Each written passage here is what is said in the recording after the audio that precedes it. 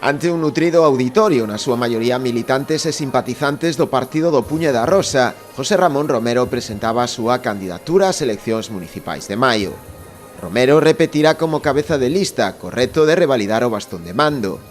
Na súa intervención destacou os logros realizados por ele e o seu equipo nestes últimos 4 anos, poñéndose como obxectivo para este próximo mandato a construción de novas infraestructuras, entre elas a tan ansiada residencia da terceira idade, ou principalmente o fomento da actividade empresarial. Unha das primeiras medidas que puxemos en marcha cando chegamos ao goberno alá por o ano 2019, que parece que foi alá xa foi moito tempo, puñemos a disposición das empresas para facilitarlle todos os trámites que necesitasen.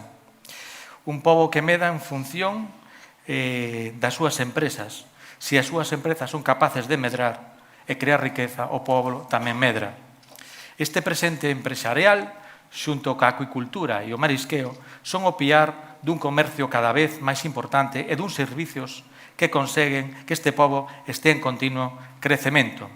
Este presente empresarial consegue asentar población e serve de feito chamada para que persoas e empresas escollan Boiro para instalarse. No acto contou co arroupo de destacados membros da formación a nivel autonómico e estatal, como é o caso do secretario xeral do PSDG, Valentín González Formoso, e o deputado e secretario de Política Federal do Partido Socialista, Pachi López.